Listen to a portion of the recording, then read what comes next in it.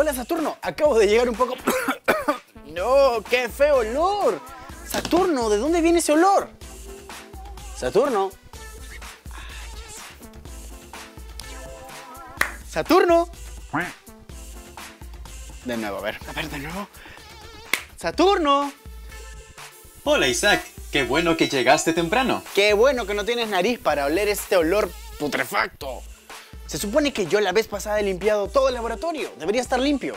A pesar que provenga de una planta o un animal muerto ese olor a putrefacción que dices, eso nos indica que la vida microbiana prospera y prolifera con exuberancia. Pero no debería prosperar aquí, Saturno. Yo limpié la vez pasada. Parece que ese olor salió de la nada, así como magia. Yo no sé, si la profe pregunta, yo no sé. Voy a decir lo que pasó. Un olor no viene de la nada, debe ser un olor microbiano. ¿Y de verdad crees que la vida puede aparecer de la nada, Isaac?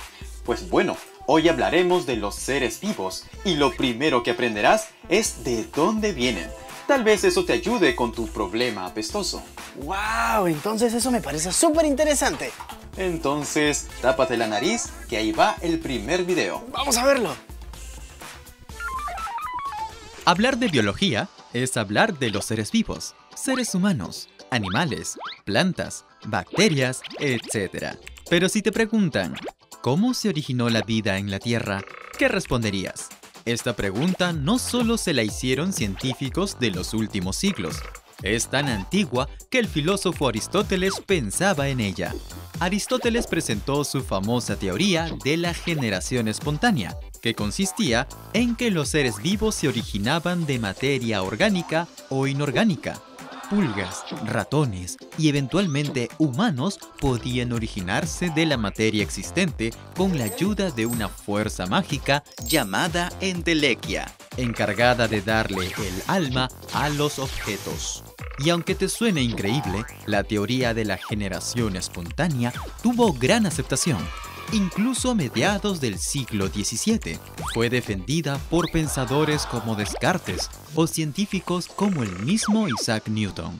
Sin embargo, una idea novedosa venía fortaleciéndose, y era omne vivum ex ovum, que quiere decir todo ser vivo viene de otro ser vivo. Hubieron experimentos famosos como los de Francesco Redi o los de Lázaro Spallanzani para probarlo. Pero el científico que le dio la estocada final a la generación espontánea fue el francés Louis Pasteur. A mediados del siglo XIX, Pasteur, aficionado a los microorganismos, diseñó el experimento definitivo para refutar esta teoría. Pasteur utilizó un balón con cuello de cisne. Este balón tiene el cuello alargado en forma de S y termina en una abertura pequeña para que el aire pueda entrar y que los microorganismos queden atrapados en la parte baja del tubo. Dentro del balón agregó caldo de carne, que hizo hervir para esterilizarlo. El resultado: cuando el recipiente tenía el cuello de cisne, el caldo se mantenía estéril. Si se rompía este cuello y el caldo era expuesto al ambiente, este se contaminaba y crecían bacterias y hongos. Pasteur demostró que por sí solo el caldo no era capaz de producir vida. Ni siquiera la más pequeña de las bacterias podía generarse de la nada. Ahora sabemos que un ser vivo proviene de otro ser vivo y no aparece mágicamente. Pero, ¿de dónde vino este primer ser vivo? Oparin y Haldane, en 1924, propusieron que la atmósfera primitiva era muy diferente de la actual. Porque había mucha energía, alta temperatura, erupciones volcánicas, radiación solar y muy poco oxígeno. A esta etapa la denominaron evolución química. En estas condiciones, las moléculas inorgánicas empezaron a reaccionar, haciendo posible el surgimiento de compuestos orgánicos. Estos compuestos orgánicos sencillos, llamados monómeros, se fueron acumulando en los océanos, donde siguieron fusionándose durante millones de años, surgiendo así las primeras protocélulas, que millones de años después originarían a los primeros seres vivos. Esta idea del origen de la vida fue llamada la teoría quimiosintética de Oparin y Haldane. Posteriormente, En 1953, Stanley Miller y Harold Urey, ambos científicos estadounidenses, hicieron un experimento para demostrar que la teoría quimiosintética era posible. El experimento consistió en simular el ambiente primitivo en el que se debería haber formado las primeras moléculas orgánicas. En un sistema de balones con calentamiento se añadió gases de metano, amoníaco, hidrógeno y vapor de agua. Todo estos sin oxígeno. Pero Miller y Urey añadieron otro ingrediente a la fórmula, la descarga eléctrica, para simular la intensa energía de las tormentas eléctricas. Luego de unos días, encontraron que aparecían moléculas orgánicas, aminoácidos, proteínas cortas, nucleótidos y otras moléculas que solo se encuentran en los seres vivos. Con este experimento quedó demostrado que es posible que las moléculas de la vida surjan espontáneamente si existen las condiciones adecuadas y se le da el tiempo suficiente. Las moléculas orgánicas fueron acumulándose y el surgimiento de la vida era cuestión de tiempo. ¡Oh! ¡Huele feo! Acá también huele feo. No entiendo. Por acá, no sé. Huele demasiado feo. No entiendo. A ver, yo creo que a Aristóteles pasó lo mismo que yo. Un día limpió y el otro día aparecieron moscas, insectos, zancudos, un montón de cosas. Voy a ver esto.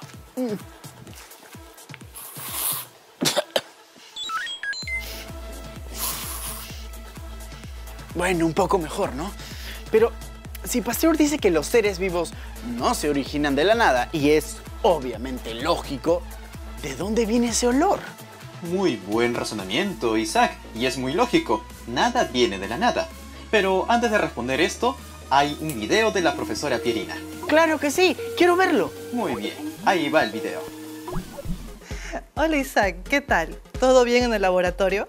Como pudiste ver en el video, varios científicos intentaron explicar cómo se originó la vida y se pusieron creativos con sus experimentos. Vamos con uno original.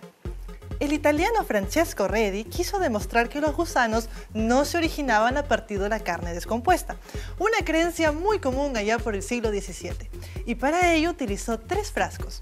En el primero tenía carne fresca y estaba abierto, y ese fue su tratamiento control. El segundo con carne fresca pero tapado con una gasa, y el tercero con carne fresca y bien cerrado con una tapa. Ahora recuerda, Isaac, un solo experimento nunca es suficiente para llegar a la conclusión. Los resultados deben ser replicables, o sea, Redi tuvo que llegar al mismo resultado varias veces, y reproducibles por otros investigadores, como nosotros. Por eso, en el laboratorio tienes todo lo necesario para replicar el experimento de Redi y descubrir a qué conclusión llegó. ¡Wow, Satur! ¡Qué interesante! Pero, ¿dónde encuentro las cosas? Excelente entusiasmo, Isaac. Pero primero, el mandil de laboratorio. Tienes razón. Vamos. A ver. Aquí está. Espero que esté a tu talla, Isaac. Yo creo que sí, ¿ah? La profesora mandó a confeccionarlo especialmente a tu medida. ¿Tú crees? Todo depende si has seguido una buena dieta. Me queda muy bien. Excelente, Isaac. Me queda bien. Muy bien, Isaac. A tu lado izquierdo encontrarás los materiales para este experimento. Sí, tienes razón. A ver, hay 3 pomos. 3 frascos transparentes. Exacto, cada uno con tapa. 2 guantes. Aquí hay 2 guantes. Acá hay una liga y una bendita. ¡Qué interesante! Muy bien, Isaac. Ahora sí, la materia prima y principal está debajo de la mesa. La carne. ¡Wow! Sí, aquí está la carne. Ahora sí, ponte los guantes, Isaac. Está bien, vamos a ponérmelo. Demora un poco para poner esto, ¿no?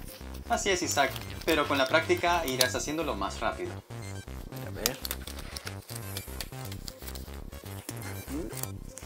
Un poco complicado al inicio. Sí.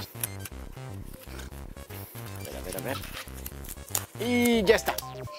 Excelente, Isaac. Ahora sí, retira 2 tapas de los pomos. ¿Verdad? A ver.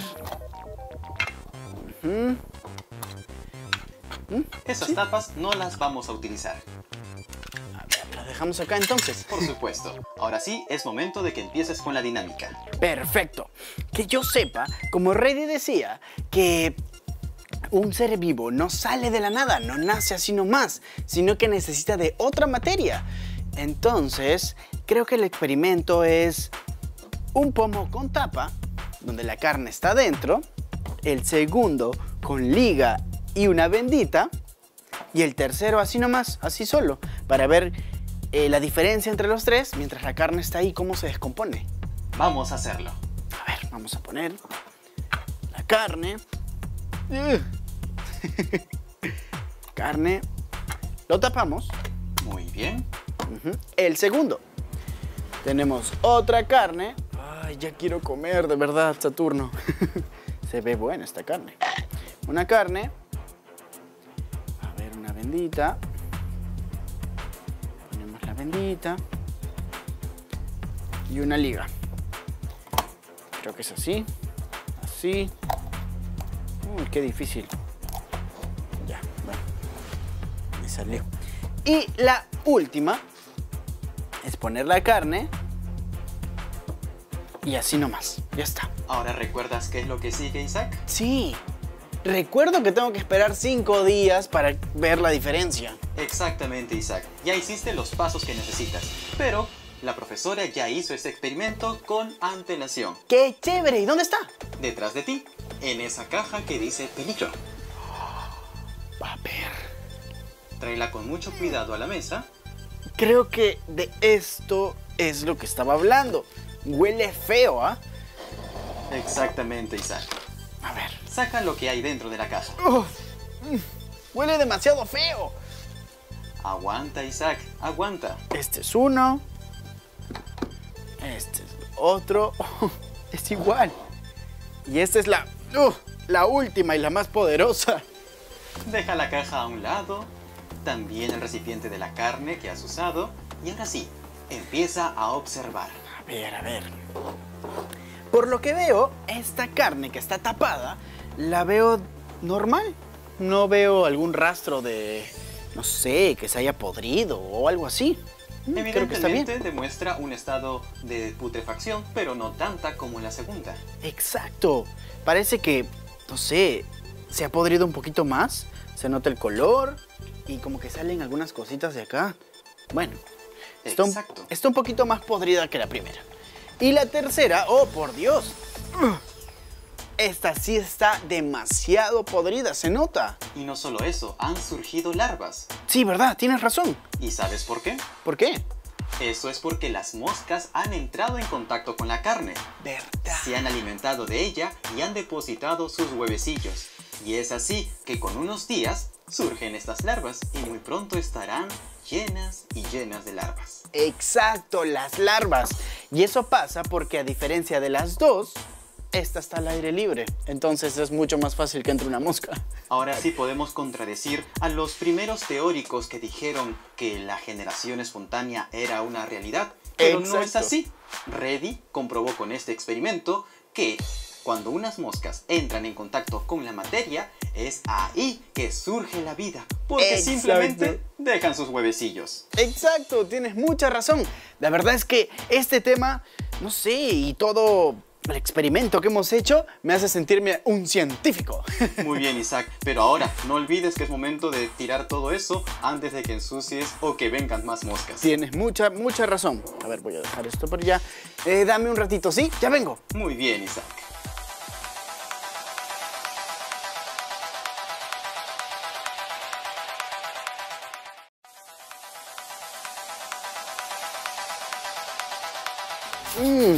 Muy bien. Creo que en este laboratorio Saturno faltan bastantes ventanas. Sigue oliendo. Con razón creo que esa caja decía peligro biológico. Ahora que lo dices, Isaac, basta, deja de echar mucho aerosol. En el frasco con carne que estaba tapado, ¿tenía vida? No lo sé, no pude ver las larvas, pero sí olía bastante feo, ¿ah? Creo que porque estaba tapado. ¿Y si habían larvas, estaban vivas? Precisamente, Isaac, eso es algo que tienes que recordar. La carne no entró en contacto con las moscas porque estaba tapada. Pero en el siguiente video vas a ver qué hace que un ser esté vivo y qué no. Entonces vamos a ver el siguiente video. ¿Cómo se diferencian los seres vivos de los que no lo son? Bacterias, hongos, animales y vegetales pueden ser diferentes entre sí, pero todos están vivos. Entonces, ¿qué se necesita para entrar en el selecto club de los seres vivos? Primero, organización compleja. Los seres vivos tienen niveles de organización, tanto interna como externamente. De manera interna, están formados por células y las células también tienen componentes. Y externamente es la forma de cómo los seres vivos se relacionan con otros de su misma especie y otras especies, además de su ambiente en complejas relaciones sin las cuales morirían. Otro aspecto de los seres vivos es el metabolismo. Se trata de reacciones bioquímicas y físicas que realizan las células para obtener su alimento y energía. El metabolismo tiene dos procesos, anabolismo y catabolismo. El anabolismo es el proceso de construcción de la célula, en la que se unen moléculas sencillas para formar moléculas complejas, como las proteínas. Y esta unión consume energía de la célula. El catabolismo es el proceso de destrucción o degradación de moléculas complejas, como grasas y azúcares, para producir energía, rompiendo enlaces químicos. En tercer lugar está la irritabilidad. Es la capacidad de responder ante un estímulo, como la luz, el calor, el sonido o la presencia de otro ser vivo, y así relacionarse con su entorno, como sucede con las plantas insectívoras, por ejemplo, la Dionaea muscipula, que contiene unos filamentos sensibles que al detectar un rozamiento, inmediatamente encierra a su presa. En cuarto lugar está el crecimiento y desarrollo. Un organismo crece cuando aumenta el tamaño de sus células, aumenta el número de las células o pasan ambos a la vez. El desarrollo abarca todos los cambios que sufre un organismo a lo largo de su vida, mientras va pasando por diferentes etapas. En las plantas, el crecimiento puede darse de forma continua a lo largo de toda su vida. En cambio, en el hombre y en los animales es limitado. Solo se realiza en algunas etapas de su vida. En el caso de las plantas, algunos árboles pueden seguir creciendo indefinidamente. Los animales, por otro lado, tienen un periodo de crecimiento definido que termina al llegar a la edad adulta. Sin embargo, un aspecto del proceso de crecimiento es mantener la forma y función de las estructuras del organismo luego de alcanzar su forma definitiva, como cuando te haces un corte y se regenera la herida. En quinto lugar está la capacidad de desplazamiento, que en algunas especies se puede dar con desplazamiento de un lugar a otro, para la búsqueda de alimento o para protegerse. Las plantas no pueden desplazarse, pero sí presentan movimientos, como el girasol, que va girando en busca de la luz. El sexto lugar es la reproducción, que permite la perpetuidad de las especies en el planeta mediante la transmisión de información genética a la descendencia. Y existen dos tipos principales de reproducción, asexual y sexual. En la reproducción asexual participa un solo progenitor, el cual pasa su información genética a sus descendientes sin ningún cambio. La reproducción sexual requiere de células especializadas, como el óvulo y el espermatozoide, y permite mayor diversidad genética porque los hijos son individuos nuevos con su propia identidad genética. Organización compleja, metabolismo, crecimiento y reproducción. Claro, solo en seres vivos, ¿ah? Todo esto ocurre en los seres vivos. Estas son características generales, pero según el reino de la naturaleza, cada especie tiene otras características. Exacto, como en el caso de la reproducción, asexual y sexual. Muy bien, Isaac, pero vamos a hacer una pausa. Hay un nuevo mensaje de la profesora. Vamos a verlo. Isaac, ahora conoces qué necesita tener un ser vivo para ser considerado como tal. No cualquiera puede entrar al club y la naturaleza nos pone situaciones en las que realmente las fronteras entre lo biótico, con vida, y lo abiótico, sin vida, se confunden. Los virus, por ejemplo, no muestran irritabilidad, no crecen y para perpetuar su existencia necesitan de una célula para infectar y así replicarse. Los virus no se consideran seres vivos, pero así como pasó con la teoría de la generación espontánea, hay científicos que dudan y sus argumentos son muy interesantes. Saturno, no entiendo. Si un ser vivo necesita de otro ser vivo para reproducirse, un virus no necesita de otro virus para reproducirse, sino para replicarse. No entiendo, Saturno, ¿me puedes explicar, por favor? Tranquilo, Isaac. En biología, esos misterios son los que impulsan la investigación y el debate científico. Pero qué bueno que te hagas preguntas. Eso hará que refuerces tu aprendizaje. Sí. Fue un químico y bacteriólogo francés del siglo XIX. Desarrolló la vacuna contra la rabia y refutó la teoría de la generación espontánea. Su obra más conocida es el proceso de pasteurización de la leche y el vino.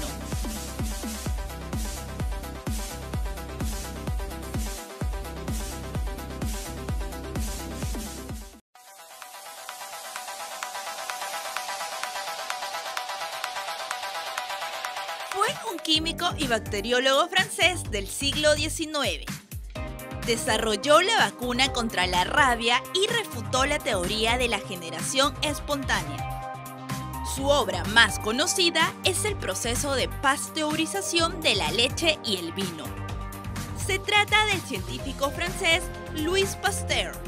Sus descubrimientos tuvieron una enorme importancia en la química y en la microbiología.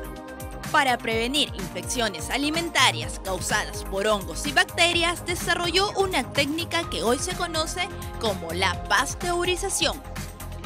Bióticos y abióticos. Con vida y sin vida, aunque los dos son abióticos, lo sé. Pero es la mínima expresión de la materia. ¿Serán las células o los átomos? Yo creo que voy a averiguar en internet mejor. En el siguiente video verás cómo está organizada la materia en 13 niveles, desde lo más básico hasta lo más complejo. Entonces mejor vamos a ver el video. Pero antes, ponte cómodo, saca tu lapicero, apuntes, Isaac, es muy importante. Exacto. A ver, ya estoy listo. Proyectando el siguiente video.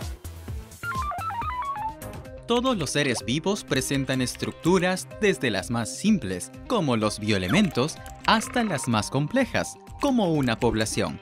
Por tanto, la materia viva está constituida por 13 niveles, que han sido agrupados en 3 grandes grupos: químico, biológico y ecológico. El primer nivel es el subatómico, formado por las partículas más pequeñas de la materia, como los neutrones, protones y electrones, que todos en conjunto crean un átomo. El segundo nivel es el atómico, constituido por los átomos de elementos químicos, el átomo de hierro, cobre, oro, magnesio. Y cuando los elementos se encuentran en la materia viva, se conocen como bioelementos. Los más importantes son el carbono, hidrógeno, oxígeno, nitrógeno. El tercer nivel es el molecular, una molécula formada por 2 o más átomos mediante enlaces químicos. Por ejemplo, la molécula del oxígeno, el agua o el ozono. Y la unión de moléculas para formar otras más complejas se conoce como macromolécula, y asociaciones supramoleculares, como los virus, los cromosomas y los ribosomas. El cuarto nivel es el organelo. Se compone de diferentes asociaciones supramoleculares, dando origen a estructuras con funciones más complejas, llamadas organelos celulares, como los ribosomas, mitocondrias o vacuolas. El nivel 5 es el celular. Una célula es la unidad básica de la materia viva y es a partir de aquí que podemos considerar a este conjunto de organelos y biomoléculas un ser vivo, pues cumple con las características que ya has visto. Existen 2 tipos de células, procariota y eucariota. El nivel 6 lleva de nombre tisular. Está compuesto por tejidos. En un organismo multicelular, los tejidos están formados por células de un mismo tipo, que se han diferenciado para cumplir una función. Piensa que las células de tu hígado son diferentes a las de tu piel o a las de tu ojo. El nivel 7 es el orgánico, constituido por órganos que se generan de la agrupación de tejidos de una o más clases, cumpliendo una función específica, como el corazón, los riñones o el estómago. El nivel 8 es el sistémico, conformado por conjuntos de órganos que se relacionan entre sí para cumplir sus funciones. Por ejemplo, el sistema óseo, el sistema respiratorio. El nivel 9 es del individuo, que puede ser unicelular, como una bacteria, o pluricelular, como los animales o los seres humanos. Un individuo es el resultado de la interacción coordinada de los niveles anteriores. El nivel 10 es de la población, que es el conjunto de individuos de la misma especie que viven en un mismo ambiente y tiempo. Una población tiene la capacidad de reproducirse y originar descendencia. Por ejemplo, una población de crustáceos. El nivel 11 es de comunidad. Está conformado por el conjunto de organismos que habitan en un ecosistema en particular, los cuales están interrelacionados. El nivel 12 es de ecosistema, conformado por todos los seres bióticos, animales, plantas, bacterias, hongos, que se relacionan con los componentes abióticos que forman el ambiente. Y finalmente el nivel 13, biosfera, que está conformado por el conjunto de ecosistemas que hay en el planeta. La biosfera es el nivel supremo de la organización de la materia viva. A pesar que hemos ido de lo más pequeño a lo más complejo, es importante recordar que un ser vivo es más que la suma de sus partes. En cada nivel de integración superior surgen propiedades nuevas que no eran posibles con los componentes por separado. A estas nuevas propiedades se les conoce como emergentes. Isaac, ahora que has visto los niveles de organización compleja de los seres vivos, recuerda que va desde lo más simple, los átomos y moléculas, a lo más complejo, la biosfera. Los virus están debajo del nivel celular. Piensa, ¿por qué este nivel es tan importante? Recuerda la frase que se opuso a la generación espontánea. Todo ser vivo proviene de otro ser vivo. Años más tarde, con mejores microscopios, ahora decimos que toda célula proviene de otra célula. Saturno, mira lo que apunté. Puse electrones, protones y neutrones conforman el nivel subatómico y luego el atómico. Luego el molecular, nivel organelo y recién entonces el nivel celular. Con razón los virus no están ahí, sino que están 2 niveles más abajo.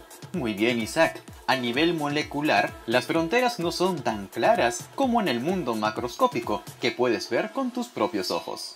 Tienes mucha razón. ¡Qué chévere!